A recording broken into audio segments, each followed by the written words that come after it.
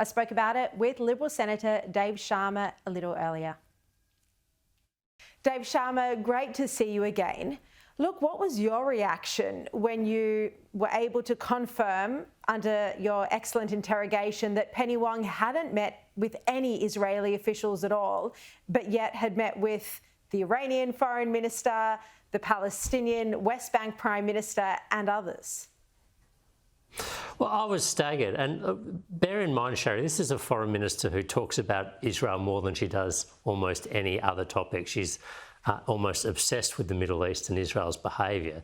So you would think when she's going to the UN, when she's changing our votes on a number of UN resolutions, when she's giving a speech at the UN, which is almost entirely focused on the Israeli-Arab conflict, she would bother to seek out an Israeli counterpart and have a discussion with them. But instead, she meets the Iranian foreign minister, she meets the Jordanian foreign minister, she meets the Lebanese foreign minister. She goes to dinners about the two-state solution and advancing the peace process where there is not even a single Israeli representative present.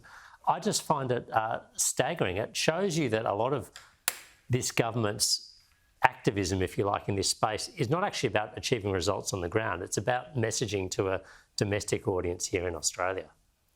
Do you think it's got to the point where it's bordering on treachery or disloyalty? I mean, it seems to be treating Australia's enemies who don't share our values of freedom and democracy, treating those enemies better than she's treating our strategic and long-term, meant to be bipartisan allies. Well, that's right. I mean, Israel is a long-standing friend and partner of Australia, and I would say it's still one of the most important relationships we have on any metric in the Middle East for looking out for Australian interests. So even on the cold-hearted national interest calculations, this is an important relationship. But what we have seen this government, this Labor government, do time and time again, Minister Penny Wong do time and time again, is go out of their way to insult Israel, to trash the relationship, whether it's calling in the Israeli ambassador for a dressing down by a junior minister, whether it's appointing a former chief of the Defence Force to conduct an investigation and then whitewashing the results of that investigation. All we've seen from this government is, I think, egregious and intentional attempts to damage our relationship with Israel in a way that's fundamentally at odds with our national interests. I want to get your comment about this scandal over the Chinese warships and the live-fire drill exercises. We've heard different versions of events from Albanese, from Richard Marles and from others. Do you think the Prime Minister has misled the public? Do you think he needs to apologise? And again, do you think he's not defending our sovereignty and our national interest enough?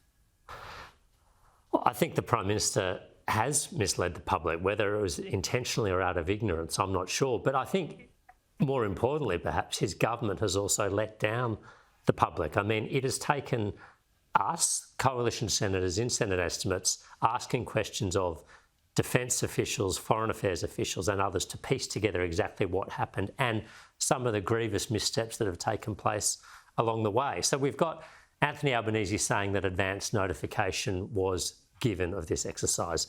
No, that was not the case. We did not find out until the exercise was already underway. We've had Richard Marles saying the Australian Defence Force was tracking this Chinese PLA Navy task force the whole time. No, it wasn't. We didn't have eyes and ears on it. We had to rely on a passing Virgin aircraft to find out that this live fire activity had commenced. And then we've had Anthony Albanese refused to say and refused to confirm that he's even convened a National Security Committee meeting of Cabinet to discuss the implications for Australia. I mean, the important point to note here is it's a live fire exercise now. There's certainly a threat to commercial and civil aviation, but China is testing our response and our resolve here and how we handle incidents like this. And they're trying to set a precedent as well. And the way we have handled this, we've failed the test that they've set us. We have basically said, we're not going to keep a very close eye on you. We're not going to object very strongly.